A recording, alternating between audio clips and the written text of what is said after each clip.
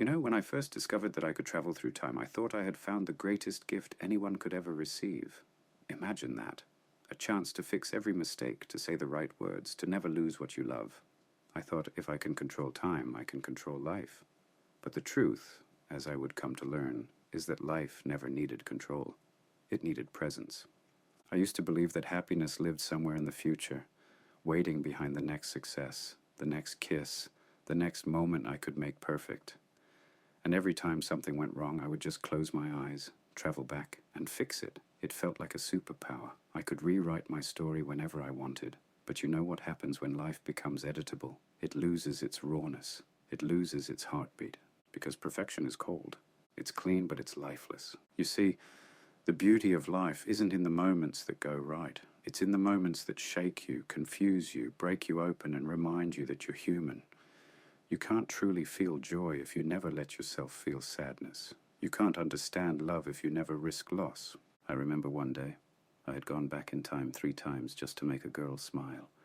I kept fixing every awkward line, every clumsy step, every silence that felt too long. And finally, she smiled.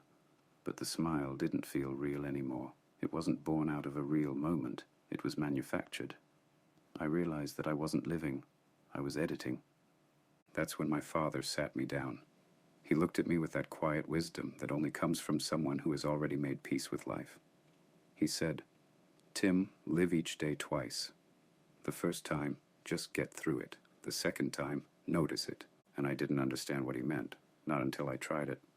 The first day, I lived like everyone else, in a rush, in my head, chasing deadlines, chasing validation, missing the beauty that passed me by. But the second time, I lived the same day again, slowly. I looked at people's faces, listened to the rain, felt the air on my skin. And suddenly, everything ordinary became extraordinary. The cashier's smile felt warmer. The sound of laughter in the next room felt like music. Even the traffic lights, even the waiting, it all felt alive. And then I realized I didn't need time travel to make my life beautiful. I just needed to be awake.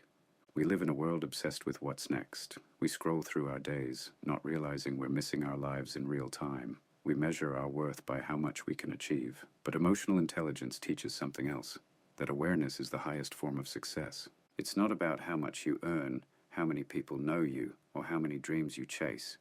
It's about how deeply you feel what's already here. When you love someone, don't think about what you'll say next. Listen. When you laugh, don't hold back, because someone might judge you. Laugh like the universe is laughing with you. When you cry, don't hide it. Tears are proof that you're still connected to your heart. I spent so many years trying to fix time that I forgot to feel time. I thought emotional strength was about control, but it's actually about surrender. It's about letting every emotion, joy, grief, fear, love, pass through you like waves and not resisting them. Because resistance is what makes pain last. Acceptance is what lets healing begin. There was a night I went back to see my father, after he was gone. I just wanted to hear his voice again, to walk with him one last time. And I asked him, "How do you say goodbye to someone you love?" He smiled and said, "You don't. You just live in a way that keeps them alive inside you." And I finally understood, we don't lose people to death. We lose them to forgetfulness. When you remember with love, when you live the lessons they taught you, they're not gone. They've just changed their form. That's the thing about time. It doesn't take people away. It just transforms them into memories. And memories are the language of the soul. When I started to live fully present, something magical happened. I stopped wanting to go back. I stopped needing to fix anything, because even the mistakes began to make sense. Every wrong turn, every heartbreak, every lost opportunity, they were all part of the same beautiful pattern.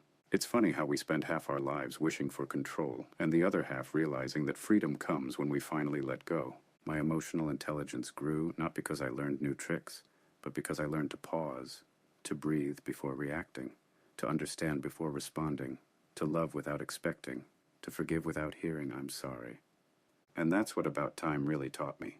Not how to master time, but how to belong to it. How to dance with every second as if it were the last song, because someday it will be. You know, we spend so much time trying to hold on to people, to moments, to feelings, as if life were a photograph we could keep from fading.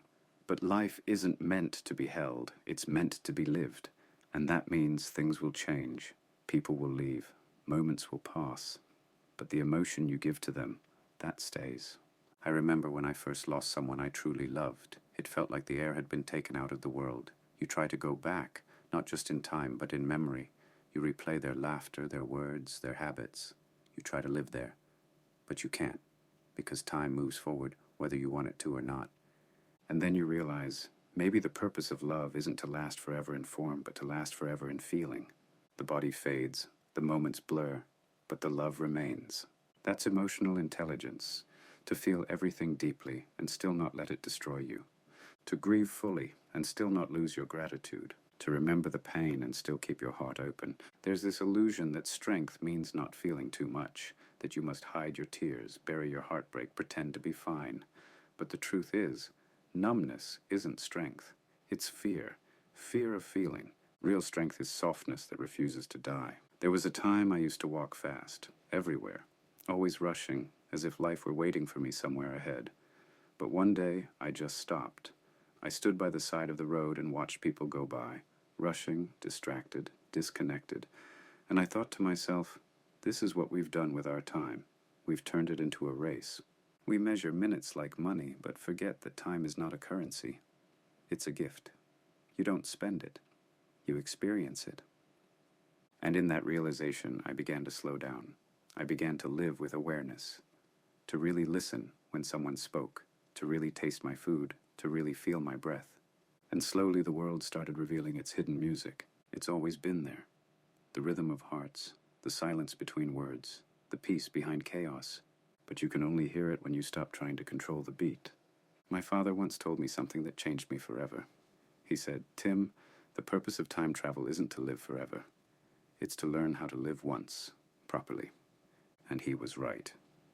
You can go back 1,000 times and still miss the meaning if you're not awake.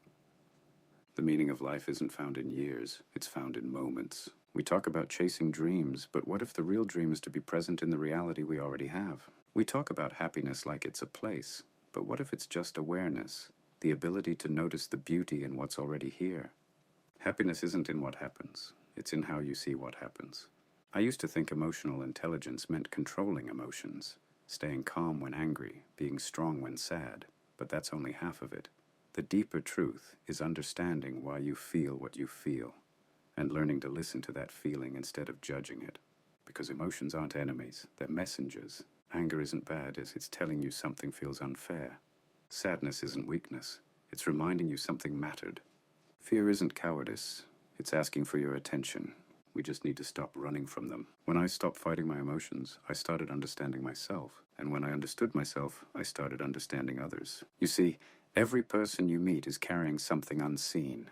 A heartbreak, a regret, a story you'll never hear. Emotional intelligence is when you can see beyond the words, when you can feel what someone else feels, even in silence. There was a moment when I was walking with my father, the last time we met in time. We didn't talk about the past or the future. We just walked side by side in complete silence, and that silence felt full of love, full of peace. I realized love doesn't always need words. It just needs presence. Sometimes the most intelligent thing you can do is to be there, not to fix, not to explain, not to change anything. Just be there. And maybe that's the secret to life. Not to chase time, not to control it, but to walk beside it, like a friend. To understand that everything has its rhythm, beginnings, endings, losses, miracles, all part of the same divine composition. And when you finally learn to dance to that rhythm, something magical happens. Fear disappears, because you stop trying to predict tomorrow and start honoring today. You start saying thank you instead of what if. You start smiling at people you once ignored.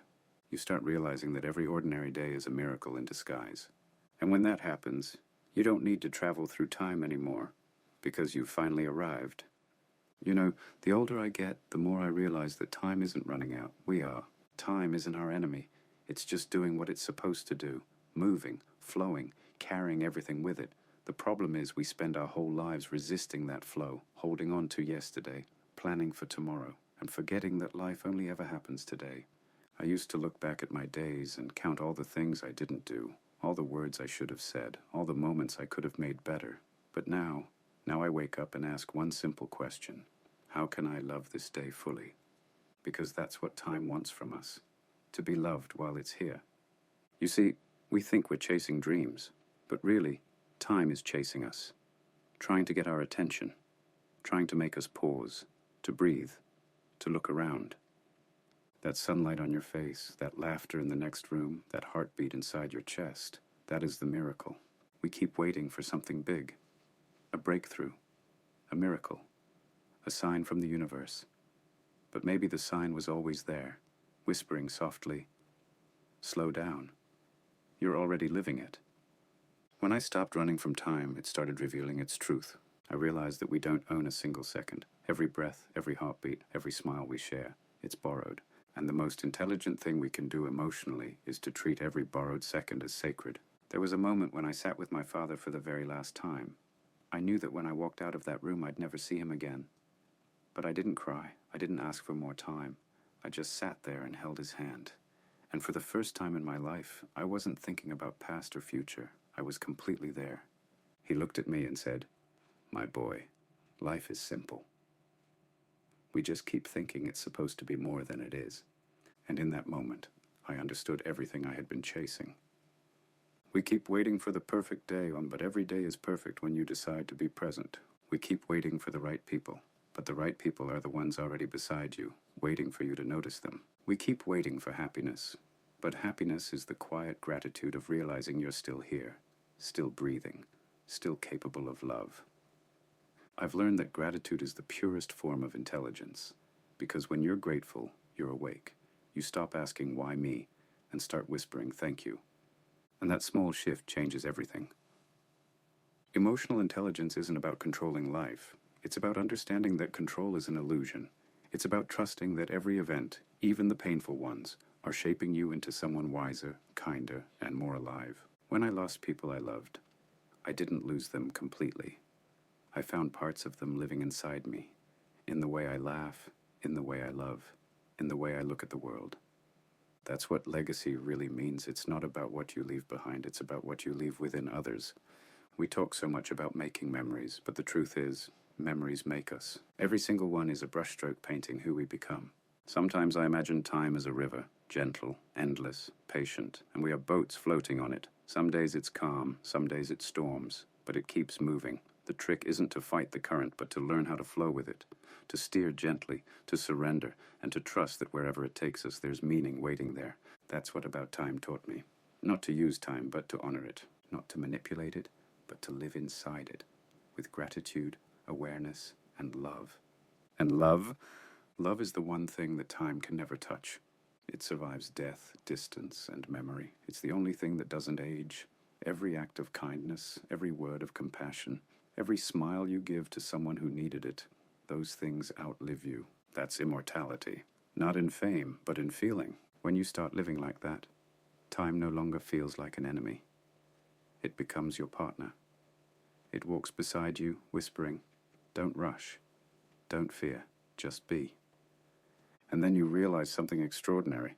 Life was never asking you to be perfect, just present. The reason we suffer so much isn't because time is cruel, but because we are rarely here. We're always ahead or behind. We replay what we can't change and pre-play what hasn't even happened. But peace lives in the now. When you start living here, not in memory, not in worry, life starts speaking to you.